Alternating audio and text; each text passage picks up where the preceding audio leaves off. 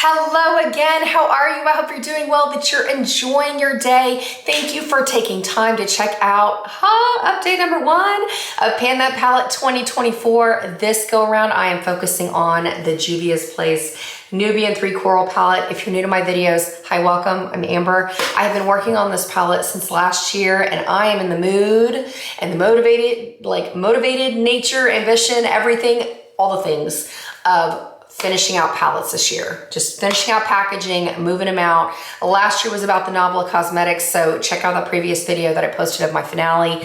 This year, I'm stoked. I am pumped, excited, just, it's gonna be a good year. So I'm also, on top of that, going to continue updating you. Even though this is update number 1 for Juvia's Place, I'm also gonna continue posting where I am currently with the hashtag Better Together Pan That Palette started by Paula, or a beauty guru made me do it, as well as the hashtag Old School Pan That Palette, or Kicking It Old School. That was created by Jessica Lee and Dana. So go on and check the description box below for the information on those 2 projects. I'm just gonna kind of do a whole joint venture of everything all at once. But as far as the Juvia's Place, I've been working on this for month after month after month, back in 2023. I'm loving this palette, but like I said, I want to finish some packaging this year. So let me show you where I was a couple weeks ago, back when I finished off the Novel Cosmetics palette. So here's an update of where we are with Juvia's Place. And then this is where we are currently. If you are interested, I'm actually wearing a total of 1, 2, 3, 4, 5 shades from this palette. The look that I'm going for is really focusing on this kind of light taupe shade in the bottom, as well as the matte gray. I'm using this on my lower lash line, but go on and check out the Get Ready With Me that I filmed called Amber's Armadillo Eyes. I'll put it up in the cards above and I'll link it in the description box below. I adore this look. It's really helped me to love gray eyeshadow, embrace gray eyeshadow, but really just become best friends with this palette. I'm really enjoying the process of it. So if you're wanting to give yourself some creativity and really kind of delve into things, because most of the time when I see videos with looks created using the shadows in these palettes, they really focus on the corals and the browns and whatnot, and the grays kind of get neglected, or the grays are a little bit of an afterthought. So I thought that might be extremely helpful, because this is a gray look that I literally wear every single day, no matter what, and I've really been enjoying it.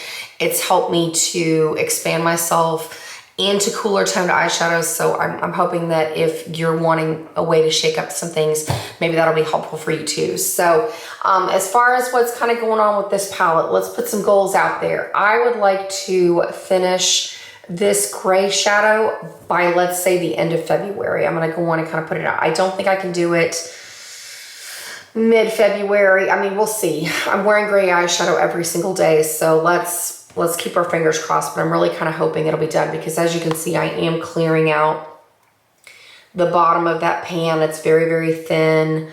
I love that shade in my crease. And then this shade, let's go on and put the goal out in front of myself. I want to finish the lower portion of the arc down here before the end of February, or before the end of January. Let's say that. Let's be bold. Let's do it. By the end of January, let's finish off this little section down here. And then also, the ones that kind of surprised me. Okay, so Juvia's Place, I have learned from panning various shadows over the last year and a half. The pans are really, really shallow, and so it's easy to hit pan, but one thing I've been really surprised by, I've actually been wearing this shade in combination with this one as a blush.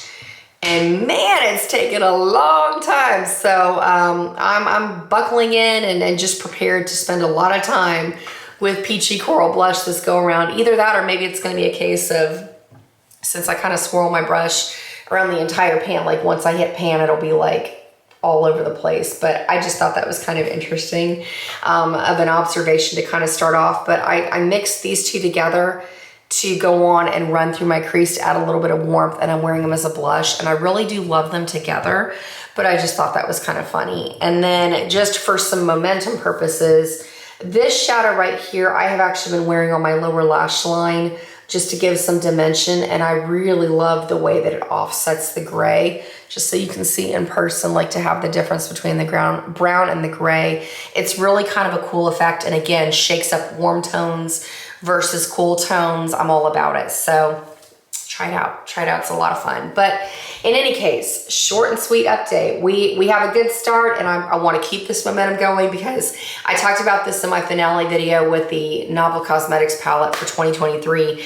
I had such a good start to that palette, and yet at the end of 2023, I was still like working on the last dregs of the matte black, which I thought was kind of hilarious. But at the same time, I was like, holy cow, I spent over a year with that palette and I was still working on it. So wish me luck, good vibes. I hope that you're joining in with a palette from your collection, because let me tell you, this challenge is a whole lot of fun. Okay, then to kind of rehash, going back to the previous updates for, let's start off with Better Together.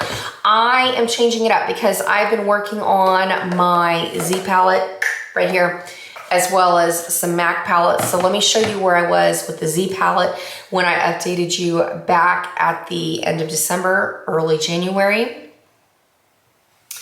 And then this is where we are currently. The shades that I've really kind of been focusing on have been this Too Faced shadow that came out of one of the holiday palettes a couple years ago. Let me see what the shade name is. It's called Peach Butter. Actually, this may have been out of the Peachy Matte palette. Oh, it's been a while. It's been a long time.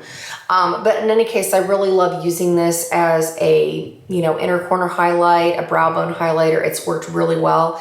And then this is a combination of a matte black eyeshadow from Novel Cosmetics, as well as a little bit of the gray, the matte gray that came out of Juvia's place. So I've been going through and I use this in my outer corner to really kind of smoke out my look, because I didn't want like a straight matte black eyeshadow in the corner of my eyes, but I wanted something to create some dimension. So if you have a matte gray that you're feeling kind of on the fence about, try mixing it with a matte black and it'll give you a great liner shadow. Or if you want to do something smokier, you get that depth and dimension without it just being like straight up raccoon. You know what I mean? So otherwise, I haven't really been working a whole lot out of this palette. I'm just continuing to make progress.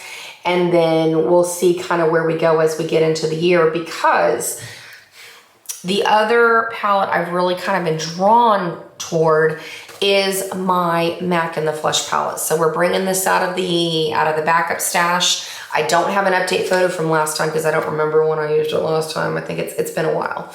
But in any case, let's just post it here. This is going to kind of be the start of where I am for 2024. I worked on this back when I wanted to hit 3 pans in the palette. This was a couple years ago in terms of panning eyeshadows. And so right now I've gone into this matte black down here. I finally hit pan in that just within the last couple of weeks. So that's exciting. This is gonna be my matte black shadow that I focus on for 2024.